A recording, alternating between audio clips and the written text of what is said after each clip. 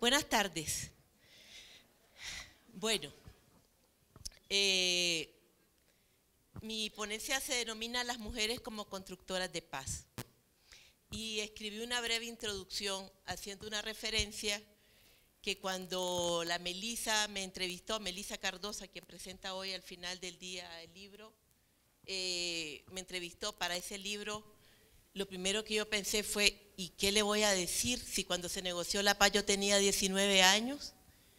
Era una dirigente estudiantil que obviamente vi pasar la caravana por la carretera de mi pueblo y estuve ahí a la orilla también junto con centenares de jóvenes saludando, agitando el brazo y saludando a Humberto Ortega, que en ese momento era el jefe del ejército y era quien iba, el líder de la negociación cuando se dirigía al puesto fronterizo de Zapuá.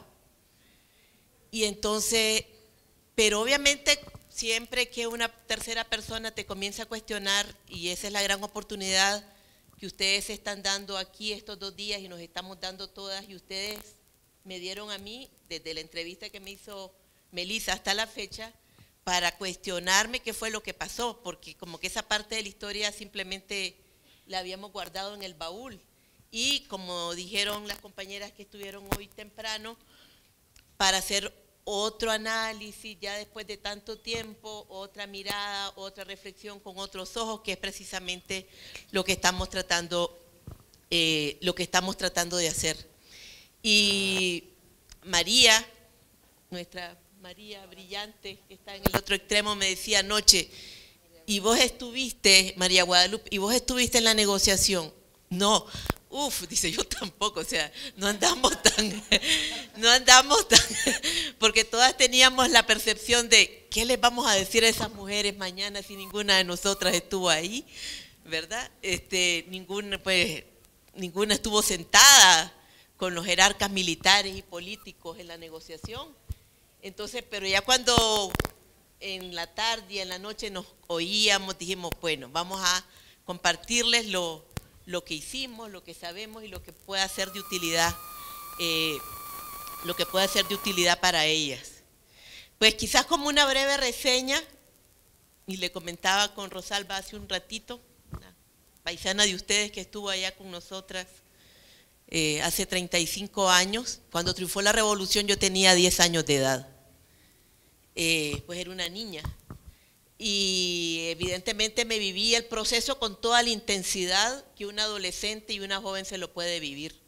O sea, cuando perdemos las elecciones yo recién había cumplido 20 y había pasado pues la mitad de mi vida, de los 10 a los 20, incluida la alfabetización en 1980, metida hasta la coronilla, ¿verdad? O sea, involucrada hasta la totalidad en ese proyecto político, o sea, tratando de, como muchos y muchas de nosotras desde lejos o estando adentro lo vimos como la utopía hecha realidad.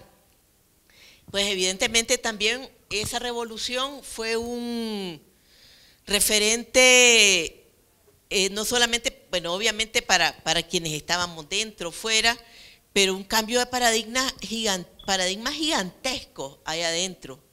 O sea, la Nicaragua rural conservadora se vio de la noche a la mañana con mujeres tomándose al frente de grupos insurgentes, tomándose ciudades y siendo voceras y líderes, ¿verdad?, de los grupos insurgentes. O sea, para la Nicaragua tradicional que había sido hasta 1979, eso era algo pues que cambiaba totalmente, y ese fue el referente que muchas de nosotras tuvimos en una edad muy importante, pero también para muchas mujeres ya adultas en esa época. Pues evidentemente, y eso no le voy a dedicar mucho más tiempo porque es algo compartido y lo han señalado aquí, ese más de 30% de mujeres que Daisy nos señalaba y que precisamente yo constataba cuando estuve investigando para la ponencia, que fueron la composición numérica de la trop, de los grupos insurgentes. Obviamente luego al triunfar la revolución pues no necesariamente tuvo el nivel de protagonismo ni toma de decisiones, ¿verdad?, que nosotras hubiésemos querido. Las mujeres fuimos, evidentemente, junto con los hombres, gestoras del derrocamiento de una cruel dictadura, aunque inmediatamente después, con la llegada de la efímera paz, que calculábamos hace un ratito, duró tal vez entre el 79 y el 83, 4 años, cuando nuevamente comenzó el conflicto militar, quizás tanto más sangriento como el que habíamos tenido hasta antes de 1979, porque pues ya después de 1984 se nos estaba llevando a los chavalos desde los 16 años en adelante, o sea, ya no eran los jóvenes adultos que iban a tomar las armas voluntariamente, en muchos casos eran los niños adolescentes que tenían que ir a prestar el servicio militar, y que significó centenares y centenares de muertos, amigos, compañeros de clase, el chavalo el compañero de al lado, el compañero de la juventud, y que evidentemente pues hizo una mella gigantesca en una gran generación en mi país, y que yo creo que se nota ahorita todavía en la falta de un relevo político tan beligerante como el que necesitaríamos, porque la mayoría de los que deberían de estar haciéndolo pues se murieron, ¿verdad? Porque eran los que tuvieron que ir al frente de la guerra en aproximadamente 6 años de guerra intensa, ¿verdad? Entre el 84 y 1990. Pero volviendo a la pregunta que me hacía Melissa, ¿cuál fue el rol que tuvieron las mujeres en la construcción de la paz? Entonces yo le decía, bueno, mi primera y reflexiva respuesta en ese momento fue ninguna, pero inmediatamente como que una bujía, ¡chum!, ¿verdad?, se me encendía y le decía yo a Rosalba, y de repente se me vino a la memoria la imagen de Esperanza Cruz, o Esperancita Cruz de Cabrera, como se le dice popularmente en Matagalpa, la madre de Ernesto Cabrera, un insigne líder juvenil sandinista, que a sus menos de 20, 21 años cayó en las montañas de Jinotega, Matagalpa. Y entonces doña Esperancita todavía a finales de los 80, en 1988 tal vez, comenzó a reunir a lo que nunca jamás nadie hubiésemos creído que iba a ser posible, ¿verdad? En una tarea prácticamente entre semiclandestina y revolucionaria, que era reunir a las madres de los sandinistas muertos con las madres de los contras muertos. O sea, ustedes se imaginan eso en pleno conflicto todavía, y no solamente por el tema de lo que significa eso políticamente, sino de lo que significa emocionalmente, ¿verdad? O sea, algo totalmente, para mí pensar que iba a haber un contra era algo... porque eran los que estaban medrando a nuestros chavalos, eran los que los partían en pedazos, eran todo lo que sabemos, no quiero hacer una... Entonces, pero doña Esperancita tomó fuerza, y dijo, voy a reunir a las madres de los caídos, y comenzaron a hablar, allá por 1988 tal vez, 87, y comenzaron a reunirse casi clandestinamente, ¿verdad? Y yo creo que si de alguien hay que hablar, doña Esperancita falleció hace como 5 años, 4 años, creo que la principal gestora de ese proceso de paz que comenzó antes de que a los jefes, a los jerarcas políticos y militares se les ocurriera sentarse en contadora, fue a doña Esperancita, ¿verdad? Allá en las montañas de Matagalpa. Y evidentemente la segunda imagen que se me vino fue la mía misma. En marzo de 1990, un mes después, días después, 30 días después, todavía con los ojos hinchados y todo lo que se podía haber sentido, que me tocó sentarme con un chavalo que había sido de la contra al otro lado, porque teníamos un mandato de comenzar a negociar la transición de lo que era el Instituto de la Juventud de Nicaragua. Y entonces comenzar a verle la cara al chavalo. Si éramos 2 chavalos de 19, 20 años, comenzando a negociar y comer juntos, sentarnos, escucharlo. O sea, para mí iba a ser algo ¿verdad?, sin ninguna otra referencia en mi vida, porque hasta ese momento era impensable y tampoco no había ninguna posibilidad. Y entonces pensé, bueno, también los jóvenes comenzamos a construir la paz en ese momento, ¿verdad? Comenzamos a construir la paz, las mujeres y los jóvenes particularmente, comenzamos a construir la paz en el proceso más delicado que había, que era el proceso de reconstrucción del tejido social, de reconstruir la comunidad, de volver a establecer los lazos entre fraternales, familiares, comunitarios, en comunidades terriblemente divididas por errores de la revolución, porque habían tenido que sacar a sus hijos huyendo antes de que se fueran al servicio militar, y aunque eran sandinistas, a mitad del camino comenzaron a cuestionar esa decisión política, militar que se tomó, por lo que sea, pero estábamos totalmente partidos, ¿verdad? La gente de mi barrio a la que yo le tuve que ir a decir, entrégueme a su hijo, o sea, porque era mi responsabilidad en la juventud sandinista garantizar que los chavalos de mi barrio todos fueran cumplidores del servicio militar, y decirle a la mamá, vengo por él, y 3 meses después decirle, vengo a dejárselo en una caja, pues, o sea, tan así de dramático, ¿verdad? Volver a reconstruir a volver a establecer esos lazos, porque de lo contrario no íbamos a poder subsistir. Y de eso todavía hay mucho más que decir, porque yo creo que la tarea, aunque la comenzamos a hacer, no necesariamente lo hicimos con el nivel de profundidad que se debió hacer, por todo lo que pasó luego, porque vinieron los programas de ajuste, la grave crisis económica y todo lo que pasó después, pero evidentemente fue un proceso que las mujeres y los jóvenes en ese momento iniciamos a impulsar.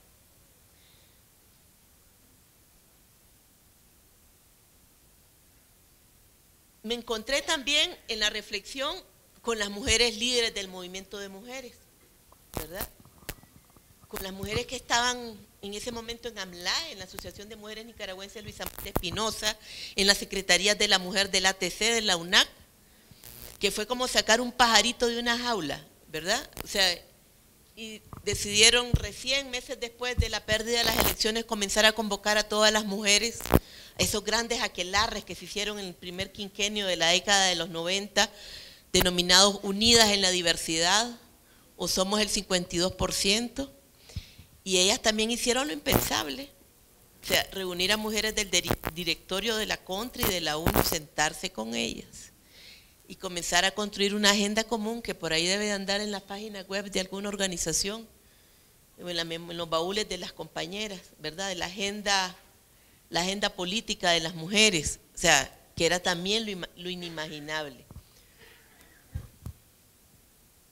Evidentemente el esfuerzo que ellas hicieron en ese momento de construir esas mesas de diálogo político, ya no tanto de este otro esfuerzo de reconstrucción de tendido social, sino de construir el sujeto político movimiento de mujeres y darle autonomía, contenido, identidad, liderazgo, de sentar a las líderes misquitas que habían estado también en algún momento levantadas en contra de la revolución, a las mujeres afrodescendientes que eran casi invisibles, ¿verdad?, en el liderazgo político del país.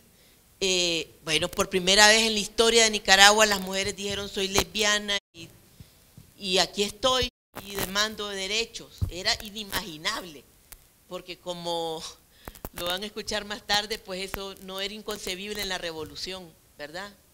O sea, lesbianas, homosexuales no había ninguna cabida, ningún reconocimiento de ese tipo, porque eran debilidades pequeño burguesas, ¿verdad? Pero evidentemente fue un momento muy difícil para el país, muy emocional para todas, pero en medio de todo eso, con algunas pequeñas florecillas ahí, ¿verdad? Entre comillas lo de florecillas, pero con alguna primavera que lográbamos identificar, algunos frutos que lográbamos optimizar, identificar, ¿verdad? Volviendo a la reflexión para la construcción de la aunque ya habíamos perdido la utopía para la reconstrucción de lo que nos quedaba de la Nicaragua que queríamos tener. Por años, yo misma nunca fui parte de esa reflexión antes de 1980, aunque mi mamá era víctima de violencia, porque era una mujer políticamente muy activa, y cuando mi papá llegaba y no nos encontraba a mi mamá y a mí, porque nos habíamos ido a la milicia tirándonos el cerco, pues yo solo escuchaba los gritos y los golpes, y etcétera, hasta que al final me fui de la casa, como a los 15 años. Pero por años la violencia contra las mujeres era algo totalmente invisibilizado. Como decía anteriormente, denunciar al compañero que venía del frente de guerra por violencia era algo que no era correcto, porque era el sacrificio que teníamos que hacer, porque ellos venían estresados, venían todavía enfermos, y era parte exactamente. Entonces era una actitud contrarrevolucionaria. ¿Cómo vas a hablar de esos temas? Porque aquí el único tema, lo estoy diciendo medio irónico, pero era así de dramático, el único tema que había era el tema de la defensa de la revolución ideológica, política y militar. Entonces hablar de violencia contra las mujeres, hablar de violencia sexual era algo cero, ¿no? Entonces evidentemente con la pérdida de las elecciones, parte de la construcción de esa agenda, pues meses después que estas mujeres líderes del movimiento de mujeres, entre las cuales todavía no me encontraba yo, porque ahí andaba en la Juventud Sandinista todavía, estas compañeras, o sea, comenzaron a construir esa agenda totalmente integral con temas, o sea, que comenzaron también a ser sujeto de ataque. Es que son las chelas que vienen aquí a traer culturas extrañas, ¿verdad? Esas extranjeras que las nicas no quieren ni se quieren dar cuenta de eso, pero con esas ideas, ¿verdad? Diferentes, que todavía se repite esa historia, ¿verdad? Entonces, pero bueno, la violencia la comenzamos a nombrar hasta después de 1990, y fue hasta 6 años después del inicio del proceso de paz, hasta 1996, que tuvimos la primera ley que sancionaba la violencia contra las mujeres. Y sobre esto quiero referir, porque comenzamos a construir la paz en la calle, pero no en la casa ni en la cama. O sea, de la guerra en la casa y en la cama no se hablaba. Se comenzó a hablar hasta 1990. Y no tenemos cómo cuantificar a las víctimas hasta antes de 1990. No hay forma, no hay ningún estudio, no hay nada, porque no se hablaba de ese tema. Pero en 1994, en 1995, hace 20 años, logramos saber que 1 de cada 2 mujeres nicaragüenses había vivido violencia física o sexual por parte de su pareja, que 1 de cada 4 había vivido abuso sexual durante su infancia, y que en el momento, a la fecha del día de hoy, se denuncia una violación sexual cada 2 horas en el país. O sea, el conflicto militar se trasladó a las casas, si acaso no existía ya, ¿verdad? Eso no lo puedo decir, probablemente sí, pero no tenemos cómo respaldarlo cuantitativamente, pero evidentemente sí sabemos que si no se trasladó y existía, al menos ahí no se comenzó a resolver con la llegada de los acuerdos de paz, ni fue producto de ningún tipo de política pública, sino solo a partir del 90 que las mujeres mismas lo comenzamos a impulsar. Me reencontré también con las historias de las mujeres campesinas, que no estuvieron para nada ni en la negociación, ni fueron fruto de ningún tipo de reconocimiento material, ni moral, ni político. A la fecha, todavía el 85% de la tierra está en posesión de los hombres en Nicaragua. Apenas el 15%, entre el 15 y el 16%, está en manos de mujeres. Hace apenas 2 o 3 años se creó el primer fondo de tierra. El problema es que ya no hay tierra que repartir. Y no hay dinero para comprarle la tierra a los que la tienen para que las mujeres puedan tener acceso. Y ahí están en este momento en intensas cruzadas de gestión de recursos para lograr esto, o sea, 25 años después del inicio de la guerra. Lo comento porque cuando tuve la oportunidad de echarle una mirada a las memorias de las mesas que ustedes han trabajado, me percaté que, aunque se habló aquí y está en la mesa de negociación en La Habana, había ahí una parte donde no había propuestas totalmente claras en torno al tema de la tierra y esto, pero probablemente fue una lectura rápida que yo hice, pero también quise hacer la referencia de lo que nos sucedió allá y de lo que el resultado de esto, de esta invisibilización. O sea que 25 años después una generación todavía no ha podido movilizar estos cambios. Y ya, porque ya me queda poco tiempo, quiero mencionar que para dónde cogieron las armas. Una buena parte supuestamente quedó enterrada en un parque que está en el centro de Managua. Otra buena parte no sabemos para dónde cogió. Sabemos de que 1 de cada 40 nicaragüenses tiene un arma legal. Sabemos de que 1 de cada 5 femicidios son cometidos con armas de fuego. Cometidos por hombres que nadie les pregunta si tienen algún antecedente de violencia doméstica para poder tener una licencia. Entonces, el control de las armas no es solamente por el tema de que vuelva la guerra, sino que pueden ser instrumento de muerte en las guerras personales de cada uno de ellos, con las mujeres que están en su entorno. Entonces tenemos que ponerle pues una importante atención. Y también quiero mencionar, yo decía que iba a decirlo en menos tiempo y al final, ahora sí ya, después al final si hay alguna posibilidad de las conclusiones, es el tema de que estos procesos que le mencionaba yo antes, de reconstrucción del tendido, del luto, de la pérdida, del duelo, de la sanación personal y colectiva, aunque lo intentamos hacer, lo hicimos nosotras con nuestros propios recursos, pero no fue motivo de política pública.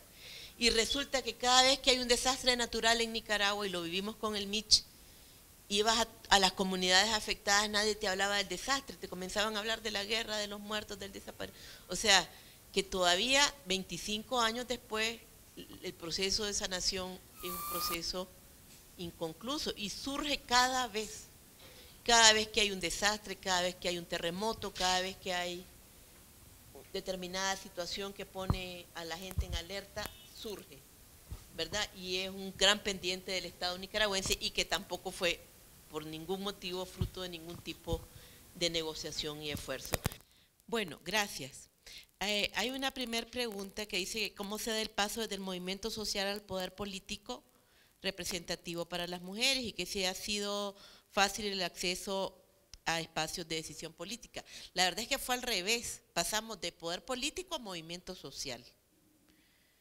O sea, pasamos de haber ganado una revolución a construirnos en movimiento social, desde un movimiento armado en el poder, con partido único y en una situación de conflicto, a construirnos en sujeto autónomo y movimientos sociales. Así fue como sucedió. Y esto obviamente, como se menciona, trae todo lo que esto arrastra, ¿verdad? Los temores, las desconfianzas, y particularmente cuando son las mujeres las que demandan y exponen la autonomía. Pero precisamente ese era uno de los 2 puntos de las recomendaciones que tampoco me dio tiempo de leer. Pues, no recomendaciones, pero pues si hay que ponerle 2 cosas mentes y que van precisamente como que a la par. Uno es el tema de la construcción del sujeto político. Si las mujeres no nos hubiéramos puesto a hacer eso a partir de 1990, probablemente estaríamos en condiciones similares, por ejemplo, a otros movimientos sociales que están totalmente desarticulados en el país, por ejemplo, el movimiento sindical. Ahora activándose un movimiento campesino en torno a la amenaza de un canal, de la construcción de un canal con capital chino, que va a significar el desplazamiento de más de 7.000 familias campesinas del sur del país, y que es una amenaza para la estabilidad, para la paz, para todo, ¿verdad? Para la integridad y una transformación económica, social del país gigantesca, pues si finalmente esta obra se comienza a materializar. O sea, ya en mero siglo XXI rajar nuevamente el continente por la mitad. Entonces, pero bueno, creo que la posibilidad, la urgencia de construir el sujeto político es indispensable, ¿verdad?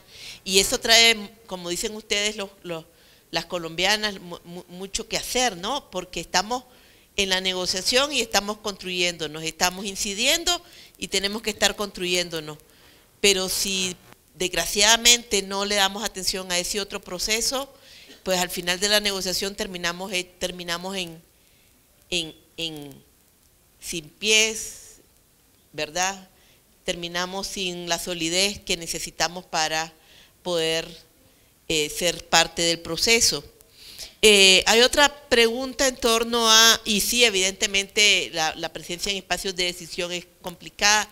Les quiero contar que ahorita en Nicaragua, según el índice de equidad, creo que del Foro Económico Mundial, tenemos el 6º lugar en equidad de género, después de Suecia, Noruega, Finlandia y no sé quién más. ¿Por qué? Sí, porque hubo una reforma a la ley electoral y hay 50-50 en todo. 50 alcaldesas, 50 concejalas, 50 diputadas, 50 absolutamente en todo, ¿verdad? Pero evidentemente totalmente subordinada, ¿verdad?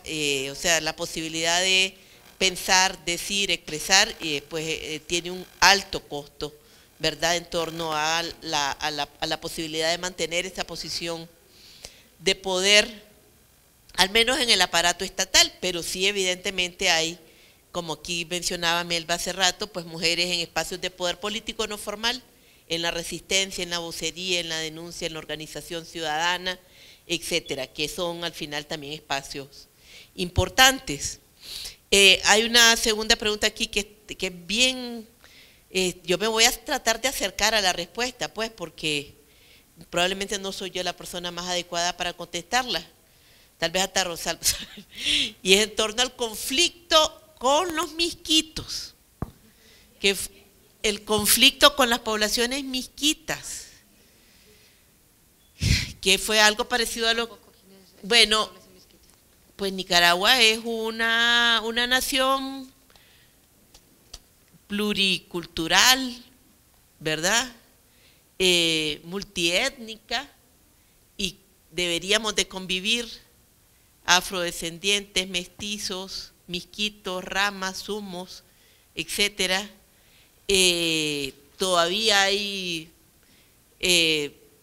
y estas comunidades están mayoritariamente ubicadas en las regiones del Caribe del país, que durante toda la vida pasaron en total aislamiento, y con el triunfo de la revolución en 1979, a un grupo de inteligentes se les ocurrió que el mismo modelo del Pacífico español, entre comillas, mestizo, tenía que servir e instalarse en las regiones, en las comunidades indígenas. Entonces esto pasó por desmantelar o tratar de desmantelar todas las formas organizativas. Entonces ya los consejos de ancianos, o sea, todo eso no tenían que instalarse comité de defensa sandinista, tenía que instalarse comité de, o sea, porque pues había que, pues no se logró entender en esos primeros años de que éramos diversos, que no podía ser hegemónico, que la revolución tampoco tenía que ser hegemónica, y los misquitos, los indígenas misquitos se alzaron en armas, incluso antes que la contra probablemente, o a la par, pero a la par probablemente, pero con una agenda reivindicativa, y fueron los primeros con los que se alcanzó la paz. Y tengo que reconocer también que ahí hay al menos un par de mujeres que lograron ser puentes para el diálogo con las comunidades misquitas, Elsa Ilao, Dorotea Wilson, Mirna Cunningham, que lograron comenzar a establecer vínculos con estas comunidades para que el gobierno revolucionario a finales de los 80 decidiera establecer una ley de autonomía que les devolvía a los misquitos la posibilidad de organizarse, de respetar sus formas ancestrales de funcionar y de elegir sus propias autoridades.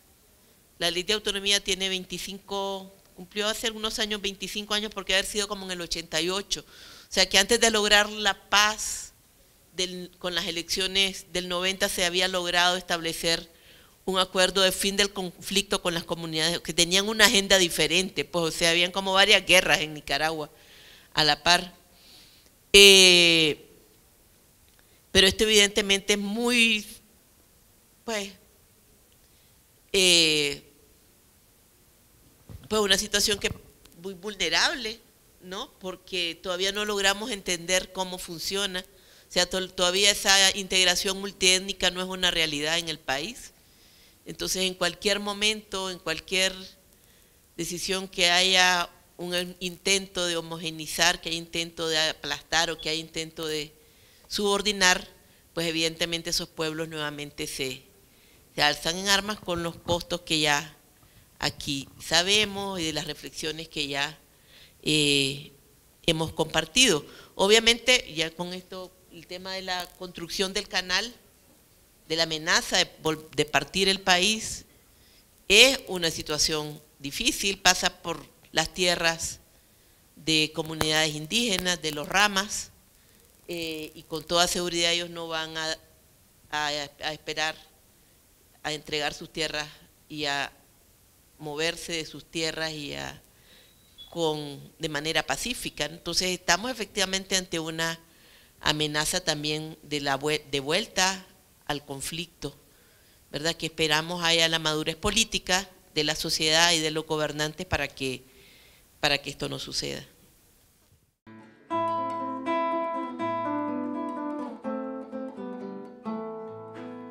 Una mujer dormida escucha entre sueños una algarabía, y es que allá afuera un ejército la espera con espadas de luna y una flor de